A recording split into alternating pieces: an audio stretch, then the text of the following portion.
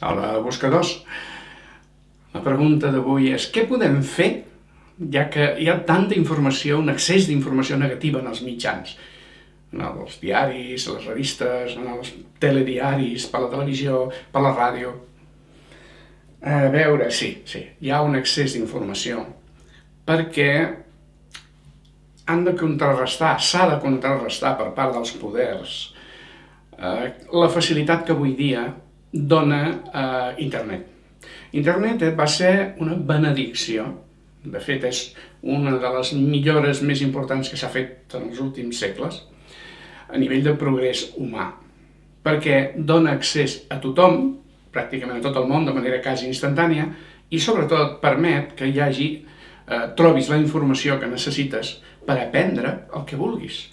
Pots aprendre a cultivar orgànicament, pots aprendre a construir coets, pots aprendre astrologia, és que de tot pots estudiar. Jo flipo amb la quantitat de coses que avui dia es pot estudiar. Em recordo quan era jove que em costava tant trobar un astròleg que m'ensenyés quan volia saber astrologia, fins i tot, o llibres d'astrologia que fossin una mica decents, costava moltíssim. Tot això és molt bo, però també té l'avantatge de que dona informació, pots accedir a informació dels diaris, de la tele, del que vulguis, a molta gent. D'aquesta manera s'informa més. I això és el pitjor que hi pot haver-hi per l'establishment, per la gent que mana. La gent que mana necessita gent obedient i acrítica, que no tingui pensament crític. Però com més cultura té la gent, o com més accés a la informació hi ha, més crítics són.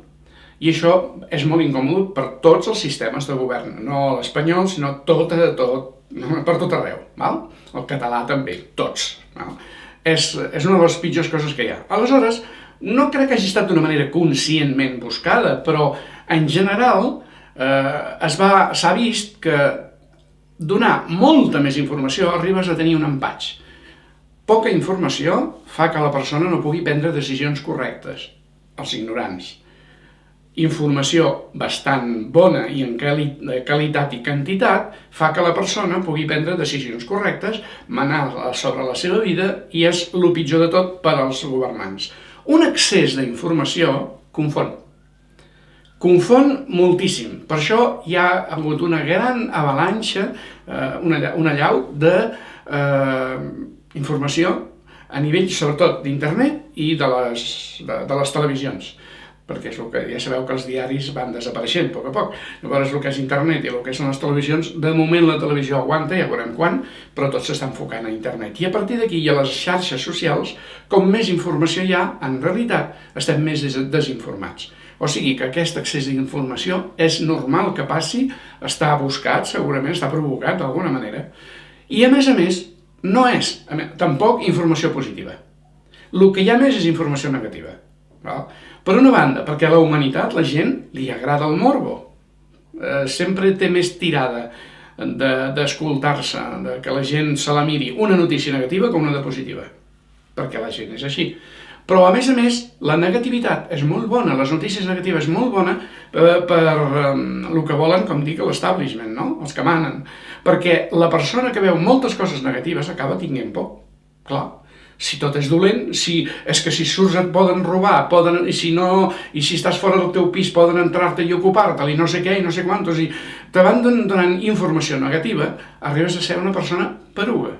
I una persona peruga no s'atreveix a intentar canviar res, que és el que busquen.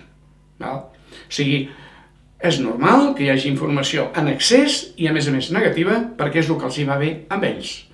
Què pots fer tu? Deixa de consumir informació. Depèn de tu. No em vinguis a dir, és que no hi ha res més. Bueno, però si no hi ha res més, distreu-te d'una altra manera.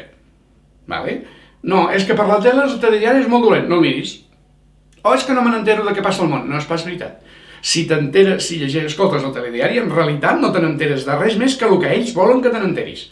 Fins i tot les notícies, les poques que donen positives, són una tria de les moltes que hi ha en el món i les que els agrada més a ells.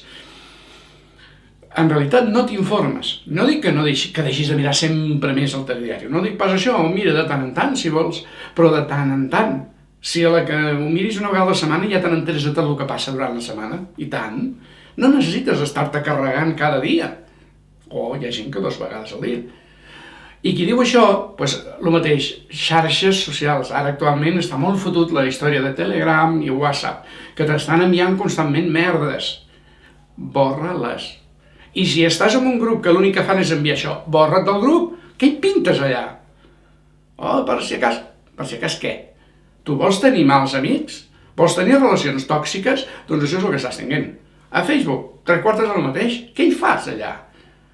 M'entens? Una cosa, si em dius, oh, bueno, és que d'aquesta manera tinc contacte amb la meva família que està lluny i d'aquesta manera, vale, fes-ho servir per això. Per la resta, borra, passa, no t'ho miris. Depèn de tu, no pots tenir excusa. Tothom diu, no, és que, no, res, és que res.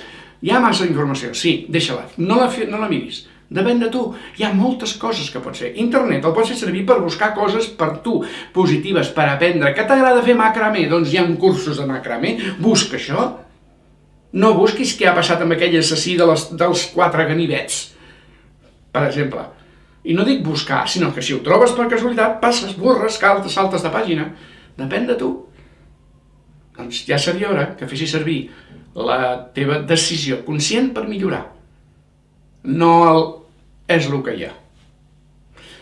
Tot dependrà de tu. Vinga, si tens dubtes en els comentaris i ens veiem en el següent vídeo.